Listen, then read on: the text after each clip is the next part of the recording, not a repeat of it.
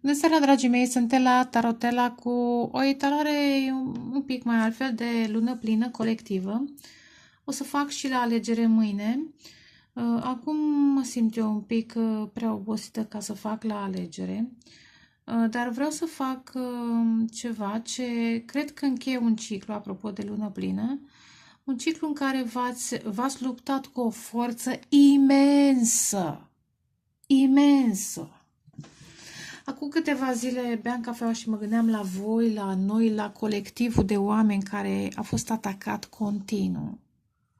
Sau, dacă nu continuu, destul de des, de o forță, ați putea spune mai multe, dar sunt mai multe adunate într-o singură formă de manifestare.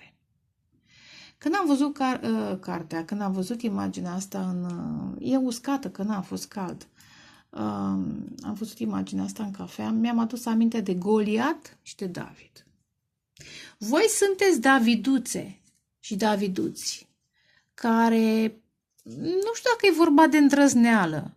Poate la un moment dat ați fost forțați, poate a fost o chestiune de supraviețuire, conștientă sau inconștientă, în fața unei forțe teribile.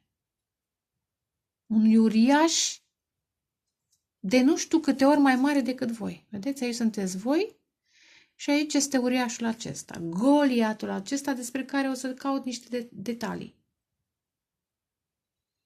Cu mai multe instrumente, cu mai multe forme de manifestare, cum e în Biblie, în Apocalipsă. În mine nu văd mai multe capete, cât, cum erau descrise în Biblie, cât mai multe forme de manifestare, instrumente, chestii, arme, metode de manipulare. Vedeți și voi?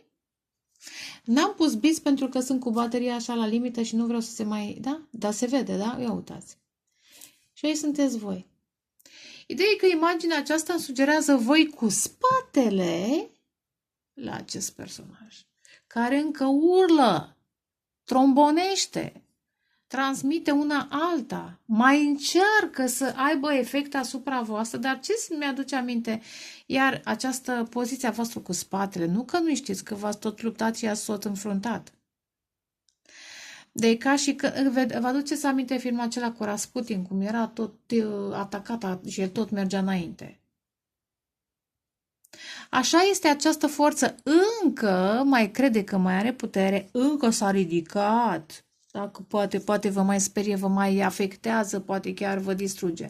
Dar nu, voi sunteți cu spatele. Interesant, acum am senzația că sunteți chiar în poziție de meditație pe o colină, pe un muntișor. Muntișor poate să fie o chestiune în care e simbolică. Ieșiți în evidență prin calmul pe care îl aveți față sau în fața sau față de această forță. Și poate să fie sistemul politic, poate să fie sistemul financiar, dar nu doar. Însă, prin forme de ca acestea se manifestă. Poate să fie tentații, poate să fie adicții, poate să fie efectiv cum se zice, o legiune. Da? Cum îți zicea Iisus? Cum te cheamă cu tărică? Legiune. Vă dați seama? Și erau într-o singură ființă. Sau un personaj narcisic, demonic, posedat din viața voastră. Spuneam că mi-am adus aminte acum în timp ce vorbeam de Rasputin, cum tot mergea deși era ciuruit, dar mi-am mai adus aminte de o imagine dintr-un film în care era o luptă între Merlin și, cum o chema pe sorsa mai? Morgan. Și la un moment dat,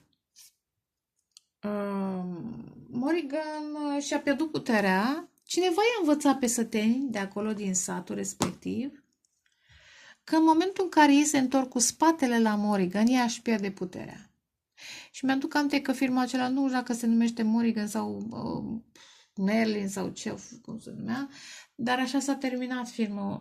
Oamenii din sat au întors spatele acelei mari vrăjitoare, Morgan, și ea urla ca dementa, că n-am așa, da, uite ca și ăsta,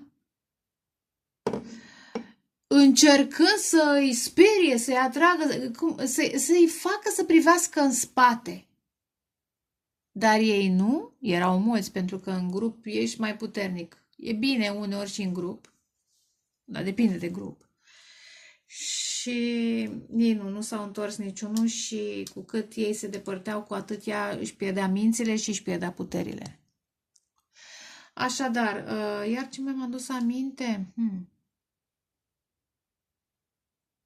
Da, asta era.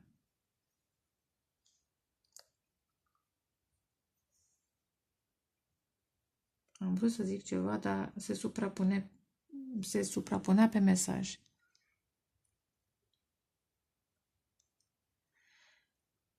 Da, vă întoarceți cu spatele. Mi-am adus aminte apropo de privit înapoi de Lot, de soția lui Lot. În momentul în care privești înapoi la această forță care cu ultimile sale puteri încearcă să te sperie, riști prea mult. Război terminat, e încheiat. Mergi înainte. Fă meditație, stai pe loc. Nu uita că este de fapt o iluzie. Este doar o iluzie. Totul e minte, chiar dacă pare real. Nici moartea nu e reală, apropo. În timp ce am amestecat aceste cărți pe care vreau să le folosesc, au venit niște chestii. A venit șuvoiul 27, interesant, ieri a fost 27. Eliberare, apropo, eliberare, dinamism, curățare, vă eliberați, da? Curg cu încredere prin viață, iar forța mea interioară înlătură orice obstacol din calea mea. Eventual puteți să puneți pauză, sper că se vede, da? Și mai citiți și voi, da? Și opa așa. Se mișcă lucrurile, apropo de dinamism și de eliberare, dar ce interesant. Au venit aceste două cărți invers și cred că această forță asta încerca să vă blocheze, fiți atenți, norocul, speranța și sincronicitatea. Să nu mai aveți încredere în norocul vostru, să nu mai aveți speranță. Cum zicea Pavel, speranța e ultima, dragostea și speranța. Să nu mai credeți în sincronizări. Da? Ce a mai blocat? Direcție, control, parteneriat. V-ați simțit singur? Ați fost numai în parteneriate karmice? Destructive, mai mult sau mai puțin, neproductive. A vrut control asupra voastră, a vrut să vă blocheze direcția în viață. Asta a vrut. Și ca să nu citesc, să nu pierd prea mult timp, pentru că v-am zis, sunt cu bateria mai la limită, vă las pe voi să citiți, da? Și gândiți eventual invers ce efect a vrut această forță să aibă, da? Acum pauză și citiți despre asta asupra voastră. Nu? Au venit invers. Ce a mai venit, am pus-o și când am pus-o, zic, lasă, ia să le las pe celelalte să le citesc ca au sens. A mai venit ceva. Unde erai tu? Unde erai tu? 13 a venit. Da, să vedeți unde l-am pus. 13, apropo, 13, interesant, 5 și 6, direcția, calul era 16 și 5 trifoiul. 16 ține de turn de eliberare, 5 de, de mare preot, de cultură, de tradiție, de niște chestii. Da, au încercat să vă atace și religios și tradițional și prin multe chestii. Prin multe, vai, că nu se face, că nu se trece, că nu aia, că nu aia la altă. Și a apărut 13, așa, uite, flori de cimbru, care în tarot e moarte și renaștere, da? Iar tămăduire. Deci asta faceți, vă eliberați, dinamism, curățare și are sens, curățare, tămăduire, vigoare, curaj. Asta prindeți. Corpul și sufletul meu sunt cuprinse de o vigoare proaspătă, emanând stare de sănătate și forță vitală. Că această bestie o fi fost cernul, dar oricum, chiar dacă s-a închis, tot mai lucrează prin alte chestii. Mai avem 3 ani, nu? Așa se zice, că mai avem 3 ani până... În fine. Dar e un moment de grație în care ne putem revitaliza. Ia uite, și unde am pus la 33, pusesem 13 lângă 33, la trezire, demnitate, victorie. Vă treziți, vă dați seama, de fapt, victoria minții, a credinței asupra, nici măcar a trupului, da? Asupra acestei bestii. Care o fi fost, ce-o fi fost, ori fi fost mai multe, repet, într-o singură perioadă. Vedeți? Asta faceți. Începeți să vă treziți. Vă dați seama cine sunteți. Chiar dacă sunteți micuți, de David, Daviduci și Daviduțe, aveți o forță imensă datorită credinței. Este scânteia de divinitate care e scânteie, e mică, dar, pardon, ce efect are. Sper să am timp să mai scot o carte. Vreau să văd cine această... Ia uite, băi, unde s-a oprit la Shark, la Purpose. Când văd la rechin, la scop. Mi-aduc aminte, când văd imaginea asta, e o melodie, cum îi zice, și are și niște versuri. Melodia e cum e, dar versurile sunt cum sunt. Exact ce reprezintă. O variantă, nu e unica, o variantă. Go get us. N-am nimica cu băieții, dar, în fine, da? Go get us. Da, asta mi-aduce aminte de Go Get Us. Și, vedeți, rechinii mănâncă energia feminină divină. Da? Ce înseamnă că toți avem și bărbați și femei. Sunt bărbați care desconsideră misogini, care desconsideră femeia, o consideră doar un obiect sexual, da? Sau eventual mai mult mai face și mâncare, calcă rufe. Alții, eu știu, da, desconsideră femeia. Sau sunt femei care se desconsideră pe ele. Sau sunt femei care, tot așa, atacă alte femei pentru că au o traumă. Se poartă ca niște bărbați nici măcar normal distorsionați. Că și bărbații au gradul lor de normalitate și divinitate. Gradul, în fine, așa a venit cuvântul. Da? Uite. Băi, deci nu se poate. Nu pun blitz că îmi consumă bateria. Ia uite, aici sunteți voi. Băi, n-am crezut. Vedeți? Mic, mare. Aici sunteți voi. Magia, credința, nu magia, că nu vorbim de magicieni, nu vă îndemn să faceți magie.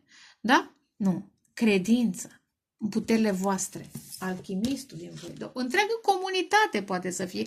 Mafie. Când văd că chestia asta mă duc aminte de orașele din Italia, din așa, da? Mafie. Poate să fie și la locul de muncă, dar poate să fie și în familie, dar variază. Ia. Hai să vedem Goliatul ăsta cine măsa lui. Odată. Așa. Adică ia vine atât singur, el nu mai taie. Goliat. Pentru unii dintre voi, repet, luați mesajele, convin și găsiți ce rezonează cu voi. Ia să vedem cine acest Goliat. O cărțulie. Nu vrea, e prea evident. Așa. Băi, ia uite ce negru e. Intuiția. Vedeți? Personajul acesta mascat. Și mai sunt încă vreo 3. Probabil un clan, un grup, dar cineva care s-a infiltrat într-un grup. A încercat să pară ceva ce nu este. Narcisici de obicei. Sistemele, da? Care voi avem grijă de voi, de cutare și de fapt iau bani și alte chestii fac. Și altele, nu le mai explic. 37, iară. Nu, a fost 27 și 37. 37, 10. Se încheie acest ciclu, apropo de lună plină și de încheiere de ciclu. Interesant, foc. Cicluri karmice. Posibil chiar de 4 vieți pentru unii dintre voi, pentru că pisica face trecerea dintr-o viață, realitate, într-una într-alta. Și a vrut să vă afecteze intuiția, pentru că intuiția este puternică. Ia uite! Cicluri. Ce am zis? Cicluri. Intuiția, creativitatea, energia feminină pentru unele. Ia uite, iepurașul în vârful capului. Pentru unii poate să fie și un playboy, dar e prea mare ca să fie doar atât. Dincolo de acești playboy sunt forțe demonice, arhimani, arconi și așa mai departe. Da, o persoană... Cum zic, am zis la început, când Iisus îl întreabă pe Cutărică. Cum te cheamă? Legiune. Păi bă, mă lași? Hai, Du-te, aruncă-te în apă, în ce vrei tu.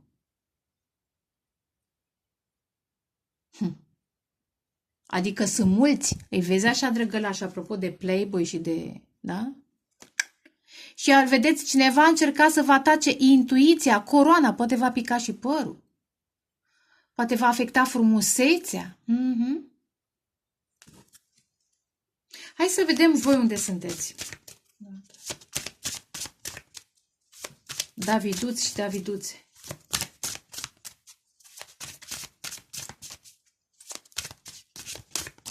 Simt că a mai lucrat în echipă, acest personaj, în echipă, în grup, cum am zis, în colectiv, în sistem, într-un sistem. Dar, în primul rând, are măști. Probabil a practicat și vrăjitoria. Băi, uite măi. Au venit pe orizontal, dar acum vă descoperiți, ați avut protecție tot timpul. Voi sunteți lioness, ia uite. Ia uite. Femeia divină protejată sau bărbatul. Între voi doi s-au pus cele două forțe. Sunteți protejate.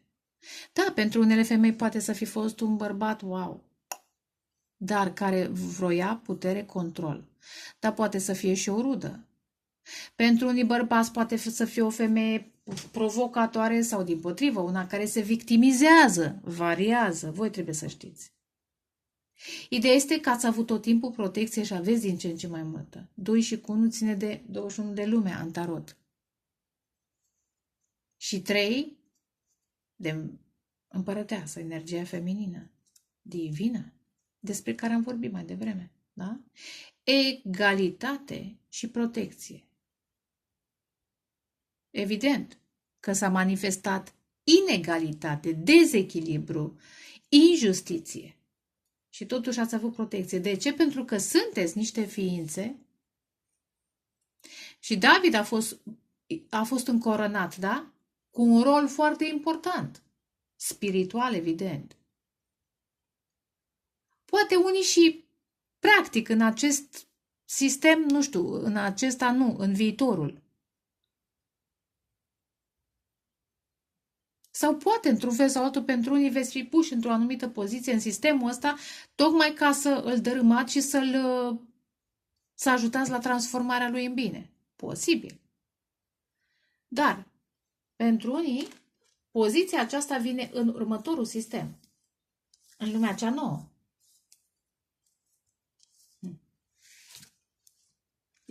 Ia uite și pe dușmanul. Watcher. Da? Da, sunteți urmăriți din astral, simt să zic, din astral, de privitori, de observatorii negativi, evident. Dar, repet, aveți și protecție. Vedeți, sunt două forme, două animăluțe, ba chiar 3 cu bastetuța, 3 feline, de fapt, sunt 3 feline. Bastet, Sekhmet și Mafdet. Mafdet, o am și eu pe aici, într-o păpușică. Mafdet, în general, protejează contra vrăjilor, da? Mai ales cele care se fac pe familie. Nu întâmplător a venit mesajul acum. Ia, hai să vedem câteva detalii. Ia uite, asul de monede. Băi, transformare. Bestia și omul, da? V-ați transformat. Foarte mult. Ia uite, mielul și bestia. Dar, interesant, unii dintre voi ați avut de-a face cu un shapeshifter. Sau mai mulți, da? Dar, repet, îngerii, vedeți, îngerii v-au ajutat. Și vă ajută și vă pregătesc acest dar minunat. Poate să fie deselenirea unora și sădirea voastră într-un alt loc, în care sunteți protejați mai bine și puteți să creați ce e al vostru. Interesant, chiar observ muntele. Aici, că tot am vorbit de un munte. Un munte, un deal, da? Și marea pentru unii dintre voi. Dar hai clarificăm pisica aceasta. Interesant, am avut o etalare care a zis What's new, pussycat? Probabil are legătură. Uite cum am și vreau. Ce ăsta? Băi, intuiția, au vrut să nu credeți în intuiția voastră, să vă credeți săraci, abandonați, fără nicio valoare, închiși, claustrați, poate ați fost la limita depresiei și disperării, cheia a fost tot timpul la voi, dar a fost invers, a fost pusă într-un colț. Probabil că încet, încet îngerii au mișcat-o energie și v-au îndemnat-o, v-au înmânat-o, pardon. Iată. Ia uite, turme. Dărâmări de situații. Deci, cum investeai, cum să dai, cum se dărâma. Tot timpul chestii pe termen scurt. Dar ați sădit cu răbdare dincolo de granițe, iar, vedeți, ați crescut energetic în fața acestui uriaș. Sunteți, da, dintr-un punct de vedere mai puternici decât ei. De ce? Pentru că aveți o forță, iar energia feminină divină. Prin voi se naște o nouă lume. Ia pe munte, iar văd, vedeți? V-ați izolat eventual. Vedeți cum ați zis, pe munte meditație, exact așa am văzut și eu. Pe o colină cineva stă acolo și meditează. Și aici la fel, o colină și meditație. Iar 4 de cupe, depresii, nu vreți nimic. De ce? Uite, conflicte. Împăratul, sistemul. Nu e obligatoriu să fie un bărbat. Pentru unele doamne, da, poate să fie. Dar nu doar el. Nu doar acel personaj. Acela este culmea, să zic, tehnicii de manipulare a unor forțe care sunt, repet, lucrează în echipă. Și atunci ajungi la culmea disperării. E o imagine în Apocalipsă în care femeia calcă șarpele în picioare, da? Hai mă dăm o carte. O dată, de 2 ori, de 3 ori. Poate ați fost și abuzați fizic unii. Sau n-ați avut bani de tratamente să vă îngrijiți. Cruntă depresie, cum văd. Cruntă. Poate unii, nu știu dacă a fost închisoare. Pentru alții, poți să fii acasă, poți să fii într-o familie ca închisoare. Nu trebuie să mergi, da? Probleme financiare foarte multe. Profesionale, abandon. Tot ce începeați se distrugea, toate relațiile, da? Ia uite, 3 de cupe. Un grup interesant, 3 pisici, 3 muieri. Mujeres. Zău. Probabil. Un clan, un grup. Și v-au infiltrat ca și prieteni. Dar vă eliberați, ia uite, faetonul 8 de bâte, vă eliberați. Ia uite, lăsați în urmă comunitatea asta, posibil și acasă. Ia mai dăm o carte, fuga. Deci este eliberare. Acum vreau doar câteva detalii despre ce ați sau pe cine ați înfruntat. Poate să fie cu 3 de... Interesant. Aha, ok, îndrăgostiți. Oameni pe care i-ați iubit s-au infiltrat ca prieteni, ca iubiți și v-au afectat, da, intuiția. Voi știți că aveți o flacără geamănă, nu tot timpul, flacăra geamănă nu v-a recunoscut sau s-au pus alții între voi, da, între voi doi s-au pus alte persoane și ați fost aleasă sau nealeși, pardon, ați fost abandonați voi, bărbați, femei, și aleasă cealaltă persoană care de fapt nu era pentru flacăra voastră geamănă sau pentru sufletul vostru pereche. Asta doar un exemplu. Dar pot să fie și parteneriate, prieteni, parteneriate, da, neproductive. Tot timpul s-a băgat altcineva în fața voastră, altcineva a avut avantaje, deși voi meritați. Ia uite, claustrofobie, nu neapărat fobie, închis în spațiu. Ia uite. Dar ați învățat aici ceva, să vă protejați energetic și să lucrați cu mintea voastră. Asta e culmea, să zic, echilibrului mental. Aici ați ajuns, am zis, i-ați lăsat în spate. Regele de spade este puterea voastră mentală cu care i-ați sau pe care v-ați făcut-o în acest spațiu doar al vostru. În momentele alea de rugăciune și de disperare, cu lacrimi în ochi, cu muci în nas, că știți cum e? Când stai la pământ,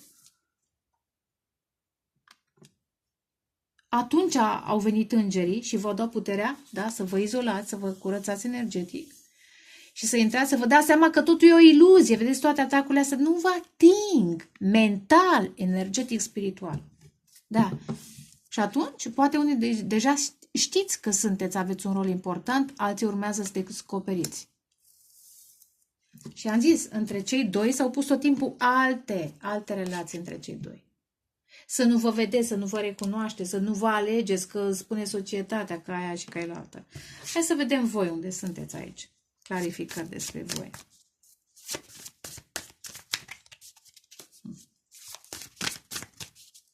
Despre voi. Ah, ce frumos! Soarele! Ce să mai zic? Soarele cu Lioness, cu Sekhmet. Și aici probabil este Aries. Marte, Jupiter, eventual. Jupiter în leu. Jupiter că e protectorul. Da? Soarele. Aici sunteți voi. Energia feminină divină iese la suprafață, se bucură. Și nu trebuie să iasă musai în față, trebuie să iasă în fața vieții. Să nu-i pese, să-și dea seama că nu, ea nu este aici. Ia uite. Ați făcut trecerea dintr-o realitate într-alta. Da? Prin schimbarea de vibrație, prin dragoste, prin iertare, dar nu doar atât. Prin eliberare, regele de spade era acolo, da? De aici ați ajuns aici. Ce frumos. Soare. E trezire, este conștiință, este flash de lumină, este, ia uite, 8 de bâte, eliberare de această comunitate. Poate să fie și acasă. Poate să fie un oraș, o țară pentru unii. Și vă luați lucrușoarele, 2, 3, nu prea multe, vedeți, 4 și 5, că nu aveți prea multe. Alea sunt talentele voastre, sunt forțele voastre și plecați tu ca... Bine, poate să fie metaforic, dar eu cred că e fizic până la urmă. Ia. Mai dăm o carte, două. Despre goliații, nu, despre Daviduții, pardon, Daviduții. Ia uite, băi, arcane majore. A doua, vedeți cum v-ați ridicat deasupra lor? Câteva cicluri. Am zis 4, 1, 2, 3, 4. Ioi, 4 cicluri de viață, eventual, sau 40 de ani pentru unii. Ia, băi, și ce a picat? A picat împăratul invers. L-a scălcat în picioare pe acest personaj energetic. Și repet, nu e personaj, doamnelor și domnilor, nu e obligatoriu să fie. E sistem, este o forță care a acționat prin multe persoane. Un grup de demoni, de arconi care au acționat prin mai multe persoane. Pentru unii, repet, poate să fie și sistemul. Aici e tiran. Când împăratul e invers, e super tiran. Da? Ia uite. Regele de cupe. Steaua. Credința, dragostea va duce relații reciproce. Ia uite. Lumina de sus. Și steaua și soare, vedeți? Lumina de sus. Bărbați, femei, nu contează. Ia uite. Și bărbatul. Și energia masculină a învățat să facă meditație, cum am zis mai devreme, se conecteze la intuiția sa, pentru că bărbații nu își folosesc intuiția, ba nu, că au și ei. Da? Intuiție. Descoperi energia feminină din el, să simtă și să vadă cu al treilea ochi dragostea. Dragoste, credință. Dragostea și credință, iertarea. Asta vă aduc relații echilibrate, 6 de monede. Da? Interesant, v-ați înfruntat, iar arcane majore, v-ați înfruntat fricile. Luna aceasta plină începe să manifestați, ia uite, valetul. Băi, am spus adevărul. Câți de 1 ar fi 1, 1, 1. Asul de spade, valetul de bâte, magicianul și justiția care e 11. Are you crazy? Am fiori, da? 1, 1, 1, 1. Relații echilibrate și a picat pe soare. Da? Posibil cineva de la distanță cu 3 de bâte, da? Posibil să vrea să colaboreze cu voi, dar ce vreau să zic, v-ați înfruntat, ați intrat, vedeți, magicianul lucrează aici deasupra apei, voi v-ați scufundat în apă, v-ați înfruntat, ăștia sunt demonii fricilor, obsesii, adicții, vise, coșmaruri. Nu că le-ați privit de la suprafață, v-ați dus tot mai jos, acolo, în fundul apei. Băi, nene, asta v-a făcut puternici, că n-ați fugit n-ați ocolit Că dacă o coleați, nu învingeați. Venea tot timpul înspre voi. Băi. Asta e. Se face justiție. Vi se face dreptate. Și hai, Fuguța, că nu știu cât mă ține bateria. Deci de aici să mai iau o carte. Un premiu, că deja am dat premiile de la început, dar mai vreau un premiu, un bonus. Pentru Daviduții și Daviduțele mele. Ale mele. Că sunteți așa. De-ai mei, grupușorul meu de... Nu neapărat de admiratori, de ascultători, de abonați, de generoși donatori de... În fine. Fiecare ce poate.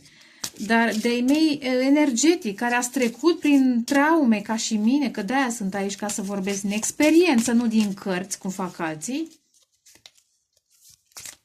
Dacă vreau să vorbesc din cărți, pot să scriu cărți și să fac altfel de evenimente. Dar, opa, așa, ia să vedem. Trezire, vigilență, victorie. Interesant, a venit, cred că asta n-a vrut, a venit invers. Mai citiți odată, eventual. Puteți să citiți și voi. A venit invers, cred că acest Goliat nu a vrut să vă treziți, nu a vrut să fiți vigilenți, nu a vrut să aveți victorii. Nu, să fiți niște neica. Nici din dragoste, nici nimic. V-am zis, tot timpul au fost alese alte, dar speranța, ghidarea, inspirația a fost alături de voi sub forma îngerilor, protectorii. Odată. Hai, vină pentru... Adică nu vină singur. Cadouți. Ei pierd trezirea. Aha, uite ce frumos a venit. Ei pierd trezirea. Belșug, uitați unde s-a desfăcut. Belșug, răbdare, ciclicitate. Asta e cadoul vostru. Da? Vedeți? Puteți să puneți pauză, să mai citiți și voi. Ce zice? Sunt pregătită să culeg roadele muncii mele și să primesc cu recunoștință belșugul care se revarsă în viața mea. Altceva, dualitate, contrast, dialog, înțelepciune, simt să zic.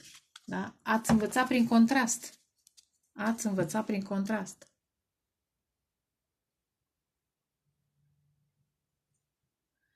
Accept toate fațetele, apropo, cine și-a înfruntat demonii și s-a cufundat în întunecimea sa, că toți avem, nu suntem doar lumină, dar avem și o lautoră, am avut, măcar am descoperit-o, am vindecat-o, da? Accept toate fațetele ființei mele și transform orice contrast într-o forță care mă propulsează înainte. Și aceasta a venit, iar ochiul, protecție, adevăr, discernământ, asta primiți voi, deși pe aceasta le primiți. Protecție, adevăr, discernământ. Da? Puneți pauză și citiți. Sunt protejată de orice privire, da, cu privirile lor, de orice privire potrivnică și văd clar, apropo de asul de spade și de justiție, văd clar adevărul din spatele tuturor lucrurilor și oamenilor și situațiilor, da? Și au venit invers pentru că ei pierd, da? Exact trezirea, vigilența, adevărul, accesul la adevăr, la discernământ. Nu vor putea să aleagă corect, nu vor vedea adevărul, nu vor avea protecție, vor dormi exact cum, sau vor, da, sta într-o neapărat confuzie. Nu vor avea victorii. Da? Asta este, să zic, cadoul. Plata lor. Da, cam atât. Mai fac și mâine. Vă pup, vă doresc dragoste, pace, creștere spirituală. Ceau, ceau!